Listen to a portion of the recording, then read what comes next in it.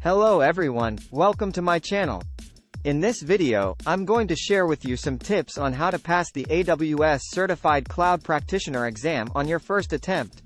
This exam is designed to validate your knowledge and skills in the AWS cloud domain, such as basic concepts, security, architecture, pricing, and support. It is a great way to start your cloud journey and demonstrate your credibility and confidence to potential employers or clients. Before I begin, I want to remind you to subscribe to my channel and hit the bell icon to get notified of my future videos. Also, if you find this video helpful, please give it a thumbs up and share it with your friends.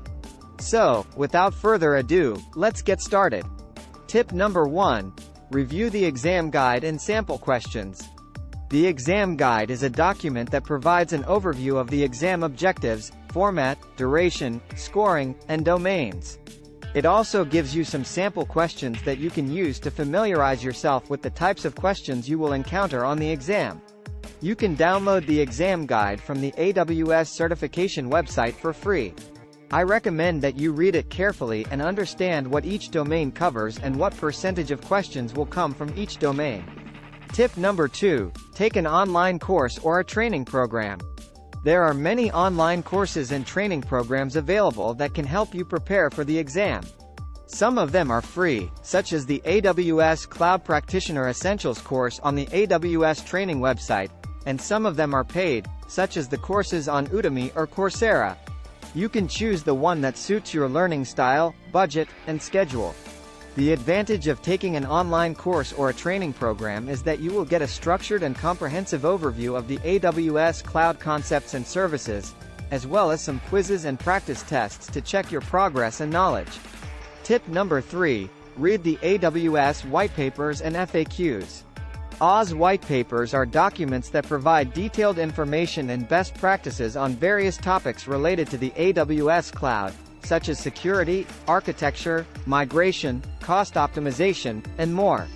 AWS FAQs are frequently asked questions that provide answers to common queries and issues that users may have about the AWS cloud services and features. You can find both the white papers and the FAQs on the AWS website for free. I suggest that you read at least the following white papers and FAQs before taking the exam. Overview of Amazon Web Services. How AWS pricing works. Compare AWS support plans. AWS well-architected framework. AWS Cloud Adoption Framework.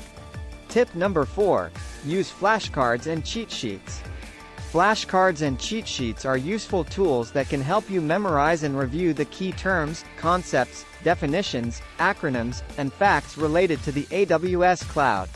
You can create your own flashcards and cheat sheets using online tools like Quizlet or Anki, or you can use some of the existing ones that are available online for free or for a small fee. For example, you can check out these flashcards and cheat sheets from Digital Cloud Training or ExamPro.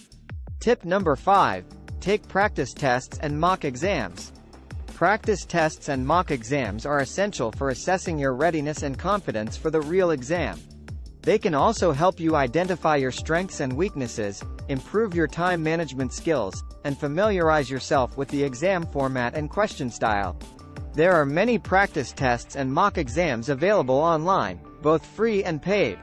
Some of them are offered by AWS itself, such as the official practice exam that you can purchase for $20 from the AWS certification website.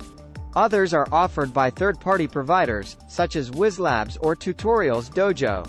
You can take as many practice tests and mock exams as you need until you feel comfortable and confident with your score. Tip number 6. Review your results and learn from your mistakes. After taking each practice test or mock exam, make sure to review your results and analyze your performance. Look at the questions that you got wrong or skipped, and try to understand why you made those mistakes. Review the correct answers and explanations, and learn from them. Also look at the questions that you got right, and reinforce your understanding of why they are correct. Make notes of any gaps or areas that need improvement in your knowledge or skills, and focus on them in your next study session. Tip number 7. Relax and be confident on the exam day. Finally, when the exam day arrives, try to relax and be confident in yourself. You have prepared well for this exam, so trust yourself and your abilities. Before taking the exam, make sure to read the instructions carefully and follow them accordingly. During the exam, manage your time wisely and don't spend too much time on any question that you are unsure about. You can always flag it for review later if you have time left.